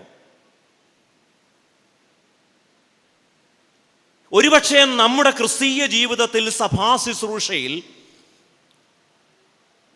ഇതിനേക്കാൾ യാഥാർത്ഥ്യ ബോധം നൽകുന്ന മറ്റൊരു രംഗമുണ്ടോ എന്ന് ചോദിച്ചാൽ സംശയമാണ്.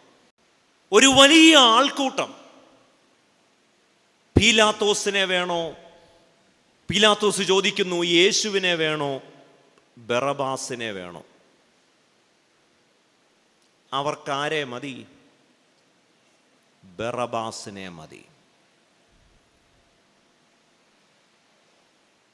ആ അരമനമുറ്റത്തുള്ള ഒരാൾ പോലും യേശുവിനെ വേണം എന്ന് പറഞ്ഞില്ല.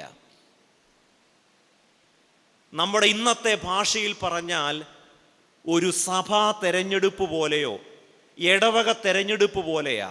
2 യേശുവിനെയും ബറബാസിനെയും കൂടെ നിർത്തിയാൽ നമ്മുടെ പള്ളിയിൽ ആര് ജയിക്കും?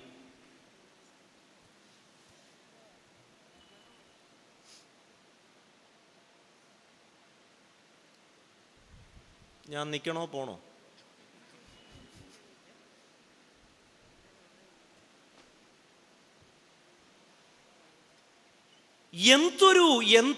ഇതിനേക്കാൾ വലിയ ഒരു വെളിപാട് എന്താ നമുക്ക് വേണ്ടത്? നിങ്ങൾക്ക് ആരെ വേണം? ന്യായാധിപനായ പീലാത്തോസ് ചോദിക്കുന്നു, യേശു എന്ന ഈ മനുഷ്യനെ വേണോ ബറബാസിനെ വേണോ?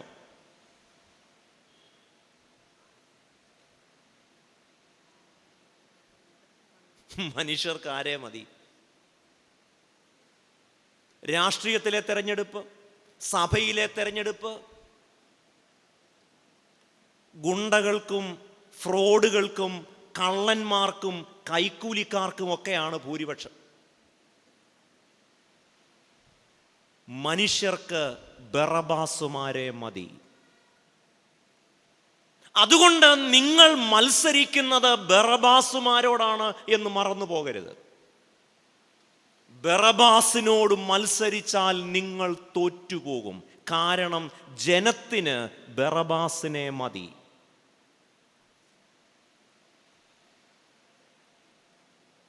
എന്തൊരു ഭീകരമായ ലോകമാണ്. നമ്മൾ ചില രാജ്യങ്ങളിലൊക്കെ കണ്ടിട്ടില്ലേ, ചില സംസ്ഥാനങ്ങളിലൊക്കെ കണ്ടിട്ടില്ലേ, 8ഉം 10ഉം പേരെ കൊന്നിട്ട് ജയിലിൽ നിന്ന് മത്സരിച്ചാലും മഹാഭൂരിപക്ഷം. എന്ത് തരികിട കാണിച്ചാലും, എന്ത് അതിക്രമം കാണിച്ചാലും, എന്ത് അധർമ്മം കാണിച്ചാലും ബറബാസിനാണ് ഡിമാൻഡ്.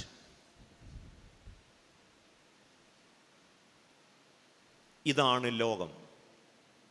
ഇങ്ങനെ ഒരു ലോകത്ത് നിങ്ങൾ യേശുവിനെ പോലെ ആകാൻ ശ്രമിച്ച് യേശുവിനെ പോലെ ജീവിക്കാൻ ശ്രമിച്ചാൽ നിങ്ങൾക്ക് ഒരു തെരഞ്ഞെടുപ്പിലും ജയിക്കാനാവില്ല. കാരണം ജനത്തിന് 2 ചോയ്സ് കൊടുത്താൽ people will choose Barabbas over Jesus. ഇത് 2000 കൊല്ലം മുമ്പും ഇപ്പോഴും അങ്ങനെ തന്നെ. നമ്മുടെയൊക്കെ ഭരണ സംവിധാനങ്ങളുടെ പ്രധാന സ്ഥാനത്ത് വരുന്നത് ആരാണ്? സത്യസന്ധനായ ഒരു ഉദ്യോഗസ്ഥനേക്കാൾ ഫ്രോഡുകളെയാണ് ഭരണത്തിലിരിക്കുന്നവർക്ക് താല്പര്യം. കാരണം സ്വന്തം തരികിടകൾക്ക് കൂട്ടുനിൽക്കാൻ ഫ്രോഡുകളല്ലാതെ വേറെ ആരാ ഉള്ളത്?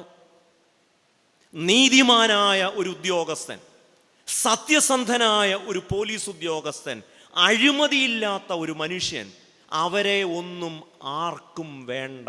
കാരണം ഫ്രോഡും കൂടെ ചേരത്തുള്ളൂ. അതുകൊണ്ട് ഒരു തെരഞ്ഞെടുപ്പിൽ ജയിച്ചു എന്നതുകൊണ്ട് അങ്ങ് ഹിമാലയം കീഴടക്കി എന്നൊന്നും വിചാരിക്കേണ്ട. അന്ന് ഏറ്റവും കൂടുതൽ ഭൂരിപക്ഷം കിട്ടിയത് ആർക്കാ? ബറബാസിനാ. മറന്നു പോകണ്ട. ഒരു മത്സരം പോലും നടന്നില്ല. വൻപിച്ച ഭൂരിപക്ഷം, സ്വീപ്പിംഗ് മജോറിറ്റി.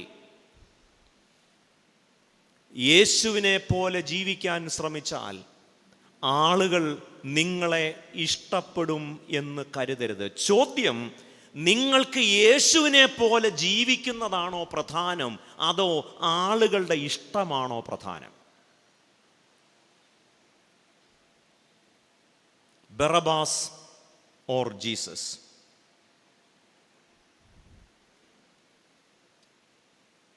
കുറേ കാര്യങ്ങളൂടെയൊക്കെ എഴുതിക്കൊണ്ട് വന്നു. ഇത്രയൊക്കെ മതി.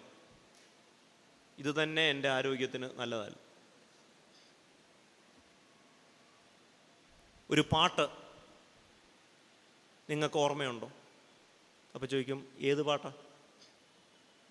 എനിക്ക് വളരെ ഇഷ്ടപ്പെട്ടൊരു പാട്ടുണ്ട്. അതിൻ്റെ ഞാൻ ഇന്ന് സാധകം ചെയ്യാത്തതുകൊണ്ട് അത് പാടാനായിട്ട് ബുദ്ധിമുട്ടായിരിക്കും. എങ്കിലും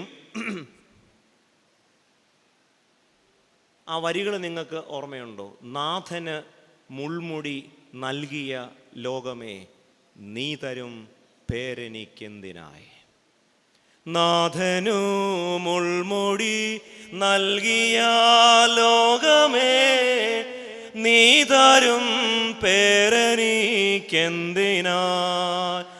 നാഥനു മുൾമുടി നൽകിയ ലോകമേ, നീ തരും പേരെനിക്കെന്തിനായി. വാസ്തവത്തിൽ എത്ര ഭംഗിയായി നമ്മൾ ഈ പറഞ്ഞ കാര്യങ്ങളെ നമുക്ക് സംക്ഷേപിക്കാം. യേശുവിന് മുൾമുടി കൊടുത്ത ലോകം നമുക്ക് സൽപ്പേര് തരുന്നുണ്ടെങ്കിൽ അതിൻ്റെ ഒറ്റ അർത്ഥമേ ഉള്ളൂ, നമ്മൾ യേശുവിനെ പോലെ അല്ല ജീവിക്കുന്നത്. യേശുവിനെ 3.5 കൊല്ലം കൊണ്ട് ആളുകൾ ക്രൂശിച്ചു. ഈ ഇരിക്കുന്നവരെ ക്രൂശിക്കാനാണെങ്കിൽ എന്നേ ക്രൂശിക്കണം. പക്ഷെ ആർക്ക് വേണം? ഞാൻ 21 കൊല്ലമായിട്ട് പ്രസംഗിക്കുന്നു, എന്നെ ആരും ഇന്നുവരെ ക്രൂശിച്ചിട്ടില്ല. എന്താ കാരണം? കാരണം ഞാൻ യേശുവിനെ പോലെ അല്ല എന്നതുകൊണ്ടാണ്. യേശുവിൻ്റെ വഴിയിൽ ഇറങ്ങി തിരിച്ചവരൊക്കെ ഇപ്പോൾ ICUവിൽ കിടന്നാ മരിക്കുന്നു, വെന്റിലേറ്ററിൽ കിടന്ന്. കാരണം ആർക്ക് വേണം? ഗ്രഹാം സ്റ്റെയിൻസും സ്റ്റാൻസാമിക്കൊന്നും അങ്ങനെ മരിക്കാൻ, യേശുവിനെ പോലെ ജീവിക്കാൻ ശ്രമിച്ചാൽ ഓർക്കണം, നാഥന് മുൾമുടി നൽകിയ ലോകമേ, നീ തരും പേരെനിക്കെന്തിനായി. ഹൃദയപൂർവം സത്യസന്ധമായി യേശുവിനെ പോലെ ജീവിക്കാൻ ആഗ്രഹിക്കുമ്പോൾ പ്രതിസന്ധികൾ ഉണ്ടാവാം, പോരാട്ടങ്ങൾ ഉണ്ടാവാം, ആരോപണങ്ങൾ ഉണ്ടാവാം, വിമർശനങ്ങൾ ഉണ്ടാവാം. അപ്പോഴെല്ലാം മുറുകെ പിടിക്കാൻ ഈ ഒരു പാട്ടുണ്ട്. നാഥന് മുൾമുടി നൽകിയ ലോകമേ, നീ തരും പേരെനിക്ക് എന്തിനായി. 3 ചെറിയ വിചാരങ്ങളാണ് നമ്മൾ ഇന്ന് പറഞ്ഞത്. പീലാത്തോസ് യേശുവിനെ നോക്കി പറയുന്നു, ബിഹോൾഡ് ദ മാൻ, ഇതാ മനുഷ്യൻ.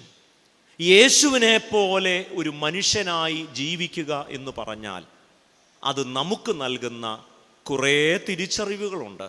അതിലൊന്ന് ഞാൻ പറഞ്ഞു, നമുക്ക് എല്ലാ കാലത്തും എല്ലാവരെയും തൃപ്തിപ്പെടുത്തി ജീവിക്കാൻ ആവില്ല. നമ്മൾ ചെയ്യുന്ന കാര്യം എല്ലാവർക്കും ഇഷ്ടപ്പെട്ടു എന്നതുകൊണ്ട് നമ്മൾ ചെയ്യുന്നത് തെറ്റാണെന്നോ, നമ്മൾ ചെയ്യുന്നതും പറയുന്നതും ആർക്കും ഇഷ്ടപ്പെടുന്നില്ല എന്നതുകൊണ്ട് നമ്മൾ ചെയ്യുന്നത് ശരിയാണെന്നോ അല്ലെങ്കിൽ തെറ്റാണെന്നോ അർത്ഥമില്ല. എല്ലാവരെയും എല്ലാ കാലത്തും തൃപ്തിപ്പെടുത്തി നമുക്ക് ജീവിക്കാനാവില്ല. മനുഷ്യൻ്റെ ഇഷ്ടമല്ല, ദൈവത്തിൻ്റെ ഇഷ്ടമാണ് നമുക്ക് പ്രധാനം. അതുകൊണ്ട് എല്ലാവരെയും തൃപ്തിപ്പെടുത്തി ജീവിക്കാൻ യേശുവിന് പോലും കഴിഞ്ഞില്ലെങ്കിൽ ബലഹീനരായ നമുക്ക് ഒരിക്കലും അത് സാധിക്കില്ല. അതുകൊണ്ട് എന്നോടിഷ്ടമില്ലാത്തവരും ഞാൻ പറയുന്നത് സ്വീകരിക്കാൻ തയ്യാറല്ലാത്തവരും ഉണ്ട് എന്നതുകൊണ്ട് നമ്മൾ നിരാശപ്പെട്ടു പോവുകയോ തളർന്നു പോവുകയോ ചെയ്യരുത്. യേശുവിന് എന്തെല്ലാം ആരോപണങ്ങളാണ്. അവൻ ദൈവദൂഷണം പറയുന്നു, പാപികളോടും ചുങ്കക്കാരോടും കൂടെ ഭക്ഷണം കഴിക്കുന്നു, അവന് സേവയുണ്ട്, തിന്നും കുടിച്ചും നടക്കുന്നു. ഒരു മനുഷ്യനെക്കുറിച്ച് പറയാവുന്ന എല്ലാ ആരോപണങ്ങളും യേശുവിനെക്കുറിച്ച് പറഞ്ഞു. പാപമില്ലാത്തവനായി ജീവിച്ചിട്ടും എന്തെല്ലാം വിമർശനങ്ങളാ. You cannot please everyone. 2, എല്ലാത്തിനും ഉത്തരമുള്ളയാളാണ് യേശു. പക്ഷേ തന്നെക്കുറിച്ചുള്ള മുൻവിധി നേരത്തെ തന്നെ രൂപപ്പെടുത്തിയ, ഒരു കാരണവശാലും തന്നെ മനസ്സിലാക്കാൻ തയ്യാറല്ലാത്ത, ഏതു വിധേനയും തന്നെ നശിപ്പിക്കാൻ അച്ചാരം വാങ്ങിയിരിക്കുന്ന കുറേ മനുഷ്യരുടെ മുൻപിൽ തൻ്റെ നിരപരാധിത്വം പറയാൻ യേശു തയ്യാറല്ല. അവൻ ഊമനെ പോലെ നിന്നു.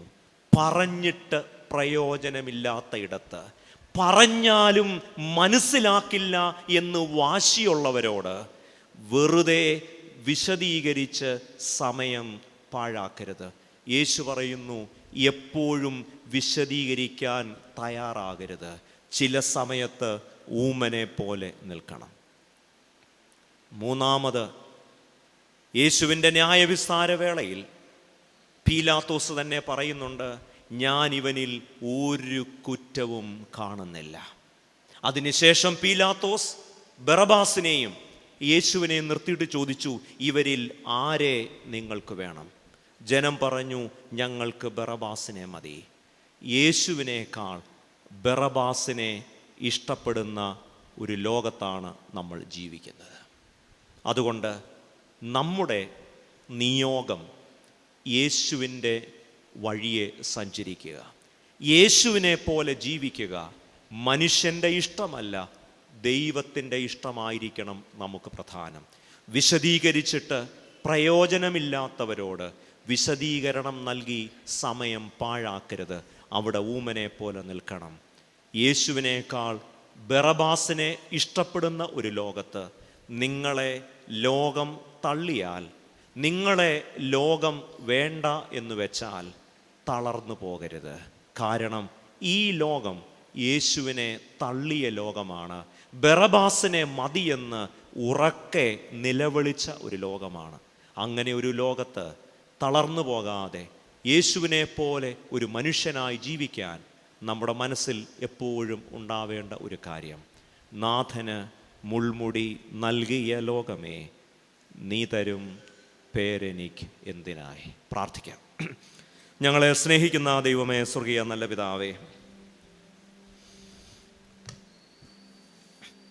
യേശുവിനെ പോലെ ഒരു മനുഷ്യനായി, പൂർണ്ണ മനുഷ്യനായി, ദൈവത്തിൻ്റെ മനസ്സിനൊത്ത മനുഷ്യരായി ജീവിപ്പാൻ ഞങ്ങളെ സഹായിക്കണമേ. പീലാത്തോസ് യേശുവിനെ നോക്കി പറഞ്ഞു, ഇതാ മനുഷ്യൻ. പ്രിയ കർത്താവേ, ഞങ്ങൾ യേശുവിനെ പോലെ ഈ ലോകത്തിൽ ജീവിക്കാൻ ശ്രമിക്കുന്നവരാണ്. ഞങ്ങളെല്ലാവരും അതിന് ആത്മാർത്ഥമായി ആഗ്രഹിക്കുന്നവരാണ്. എന്നാൽ ഞങ്ങൾ അങ്ങനെ ആഗ്രഹിക്കുകയും ശ്രമിക്കുകയും ഒക്കെ ചെയ്യുമ്പോൾ പലപ്പോഴും ഞങ്ങളെ മടുപ്പിക്കുന്ന, ഞങ്ങളെ നിരുത്സാഹപ്പെടുത്തുന്ന, ഞങ്ങളെ മാനസികമായി തളർത്തിക്കളയുന്ന പല അനുഭവങ്ങളുമുണ്ട്. ഈ ലോകം നന്മയെ സ്വീകരിക്കുന്ന ലോകമാണെന്നും ജനങ്ങൾക്ക് കാര്യങ്ങൾ പറഞ്ഞാൽ മനസ്സിലാകുമെന്നും ഈ ലോകത്തിലെ ഭൂരിപക്ഷം ജനങ്ങളും നന്മയുടെ ഒപ്പമാണെന്നുമൊക്കെ ഞങ്ങൾ ചിന്തിക്കുമ്പോൾ, ഞങ്ങൾ നല്ലത് പറഞ്ഞാൽ എല്ലാവരും ഇഷ്ടപ്പെടുമെന്നും നീതിമാനായി ജീവിച്ചാൽ ഭൂരിപക്ഷം ഞങ്ങളുടെ ഒപ്പമായിരിക്കും എന്നൊക്കെ ചിന്തിക്കുമ്പോൾ, യേശുവിന് മുൾമുടി നൽകിയ ഒരു ലോകത്തിലാണ് ഞങ്ങൾ ജീവിക്കുന്നത്. കർത്താവേ, കുറച്ചുകൂടെ യാഥാർത്ഥ്യ ബോധത്തോടെ ഞങ്ങളുടെ ക്രിസ്തീയ ജീവിതത്തെ കാണുവാൻ ഞങ്ങളെ സഹായിക്കണമേ. കർത്താവേ, നന്മ ചെയ്യാൻ ഞങ്ങൾ ആത്മാർത്ഥമായി ശ്രമിക്കുന്നു. നന്മ പറയാൻ ഞങ്ങൾ ആത്മാർത്ഥമായി ആഗ്രഹിക്കുന്നു. എല്ലാവർക്കും ഇഷ്ടമുള്ള കാര്യം ചെയ്യാൻ, എല്ലാവർക്കും തൃപ്തി വരുന്ന കാര്യം പറയാൻ യേശുവിന് പോലും കഴിഞ്ഞിട്ടില്ല എന്ന് ഞങ്ങൾ അറിയുന്നു. ഞങ്ങളൊക്കെ എത്രയോ ബലഹീനരാണ്, ഞങ്ങൾ എത്രയോ നിസാരരാണ്. യേശുവിന് പോലും എല്ലാവരെയും സന്തോഷിപ്പിക്കാൻ കഴിഞ്ഞില്ലെങ്കിൽ ഞങ്ങൾ ബലഹീനരും പാപികളുമായ ഞങ്ങൾക്ക് അതിനൊന്നും സാധിക്കില്ല എന്ന് ഞങ്ങൾ അറിയുന്നു. അതുകൊണ്ട് തന്നെ ഞങ്ങളോട് മനുഷ്യർക്ക് അനിഷ്ടം തോന്നുമ്പോൾ, ഞങ്ങളുടെ പ്രവൃത്തികൾ മനുഷ്യർക്ക് സ്വീകാര്യമല്ലാതെയാകുമ്പോൾ ഒരിക്കലും തളർന്നു പോകാനോ നിരാശപ്പെട്ടു പോകുവാനോ ഞങ്ങൾക്കൊരിക്കലും ഇടയാകരുതേ എന്ന് പ്രാർത്ഥിക്കുന്നു. നാഥന് മുൾമുടി നൽകിയ ഒരു ലോകത്തിൽ നിന്നും ഒരിക്കലും സൽപ്പേര് പ്രതീക്ഷിച്ച് ജീവിപ്പാൻ ഞങ്ങൾക്കിടയാകരുതേ എന്ന് പ്രാർത്ഥിക്കുന്നു. ഞങ്ങളെ മനസ്സിലാക്കാൻ തയ്യാറല്ലാത്തൊരു ലോകത്ത്, ഞങ്ങളെക്കുറിച്ച് മുൻവിധികളുമായി ജീവിക്കുന്ന മനുഷ്യരുടെ മധ്യത്തിൽ ഞങ്ങളുടെ നിസ്സഹായതയും ഞങ്ങളുടെ നിരപരാധിത്വവും വിശദീകരിച്ച് ഞങ്ങൾ ഓരോ ദിവസവും തളർന്നു പോകുന്ന കർത്താവേ, മനസ്സിലാക്കാൻ തയ്യാറല്ലാത്തവരുടെ മുൻപിൽ വിശദീകരിച്ച് സമയം പാഴാക്കുന്നതല്ല, ഊമനെ പോലെ മിണ്ടാതിരിക്കുന്നതാണ് നല്ലതെന്ന് കർത്താവേ നീ ഞങ്ങൾക്ക് കാണിച്ചു തന്നല്ലോ. നാഥന് മുൾമുടി നൽകിയ ഒരു ലോകത്ത് ഊമനെ പോലെ മിണ്ടാതിരിക്കേണ്ട സന്ദർഭങ്ങളിൽ അങ്ങനെ ആയിരിക്കാൻ കർത്താവെ ഞങ്ങൾക്ക് പ്രാപ്തി തരണമേ. പ്രിയ കർത്താവെ, എല്ലാവരും യേശുവിനെ സ്നേഹിക്കുമെന്നും എല്ലാവരും സത്യത്തെ ഇഷ്ടപ്പെടുന്നവരും എല്ലാവരും നന്മ ആഗ്രഹിക്കുന്നവരുമാണ് എന്ന് ഞങ്ങൾ കരുതുമ്പോൾ, പീലാത്തോസിന്റെ അരമന മുറ്റത്ത് കൂടിയ എല്ലാവരോടുമായി പീലാത്തോസ് ചോദിക്കുന്നു, നിങ്ങൾക്ക് ആരെ വേണം? യേശുവിനെ വേണോ ബറബാസിനെ വേണോ? അന്ന് അരമന മുറ്റത്ത് കൂടിയ ഒരാൾ പോലും പറഞ്ഞില്ല ഞങ്ങൾക്ക് യേശുവിനെ മതിയെന്ന്. എല്ലാവർക്കും ബറബാസിനെ മതി. യേശുവിനേക്കാൾ ബറബാസുമാരെ ഇഷ്ടപ്പെടുന്ന ഒരു ലോകത്ത് ഞങ്ങൾ ജീവിക്കുമ്പോൾ, പ്രിയ കർത്താവേ, ഞങ്ങൾ തിരസ്കരിക്കപ്പെടാൻ, ഞങ്ങൾ തഴയപ്പെടാൻ, ഞങ്ങൾ തോറ്റുപോകാനുള്ള സാധ്യത ഉണ്ട് ഞങ്ങൾ അറിയുന്നു. കർത്താവേ, നിനക്ക് ബറബാസിനെ തോൽപ്പിക്കാൻ കഴിഞ്ഞില്ലെങ്കിൽ, ബറബാസിൻ്റെ ഒപ്പം നിനക്ക് ഭൂരിപക്ഷം ഇല്ലാതിരുന്നു എങ്കിൽ, ഞങ്ങളും നിന്റെ വഴിയിൽ സഞ്ചരിക്കുമ്പോൾ ഭൂരിപക്ഷം ആളുകൾ ഞങ്ങളുടെ ഒപ്പം നിൽക്കുമെന്ന് കരുതുന്നത് എത്ര മൗഢ്യമാണെന്ന് കർത്താവെ നിന്റെ ജീവിതത്തിലൂടെ ഞങ്ങളെ ഓർപ്പിച്ചതുകൊണ്ട് സ്തോത്രം. യേശുവിനേക്കാൾ ബറബാസിനെ ഇഷ്ടപ്പെടുന്ന ഒരു ലോകത്ത്, നാഥന് മുൾമുടി നൽകിയ ഒരു ലോകത്ത്, പ്രിയ കർത്താവെ, കുറച്ചുകൂടെ യാഥാർത്ഥ്യബോധത്തോടെ ജീവിപ്പാൻ ഞങ്ങൾക്കെല്ലാവർക്കും അവിടുന്ന് സഹായിക്കണമേ. ശുശ്രൂഷയിൽ ഇന്ന് ആരെങ്കിലും തളർന്നു പോയവരുണ്ടെങ്കിൽ, വളരെ പ്രതീക്ഷയോടുകൂടെ കർത്താവിൻ്റെ വയൽ പ്രദേശത്ത് ഇറങ്ങി തിരിച്ചിട്ട് നിരാശരും തളർന്നും തകർന്നും മാനസികമായി ഒറ്റപ്പെട്ടുമൊക്കെ കഴിയുന്നവർ ആരെങ്കിലും ഉണ്ടെങ്കിൽ, സഭാ ശുശ്രൂഷയിലാകട്ടെ, വൈദിക ശുശ്രൂഷയിലാകട്ടെ, ഒരു സുവിശേഷകന്റെ പ്രവൃത്തിയിലാകട്ടെ, ഇടവകകളുടെ പ്രവർത്തനങ്ങളാവട്ടെ, മഹാ ഇടവകയുടെ പ്രവർത്തനങ്ങളിലാകട്ടെ, ക്രിസ്തീയ ശുശ്രൂഷയുടെ ഏത് തലങ്ങളിലായാലും സത്യസന്ധമായി ജീവിക്കാൻ ശ്രമിച്ച് നിരാശയിലും ഒറ്റപ്പെട്ടും തോറ്റും ജീവിക്കുന്ന ജീവിതങ്ങളുണ്ടെങ്കിൽ, നാഥന് മുൾമുടി നൽകിയ ലോകമേ നീ തരും പേരെനിക്കെന്തിനായി എന്ന് പറഞ്ഞ് ആ ക്രൂശിനെ നോക്കി യേശുവിനെ പോലെ ജീവിപ്പാൻ ഞങ്ങൾക്ക് ഓരോരുത്തർക്കും സഹായിക്കണമേ. ഞങ്ങളുടെ പ്രാർത്ഥന സ്വർഗം കേട്ടതുകൊണ്ട് സ്തോത്രം. യേശുവിൻ്റെ നാമത്തിൽ ഞങ്ങൾ പ്രാർത്ഥിക്കുന്നത് കരുണയോടെ കേൾക്കണമേ. ആമേൻ.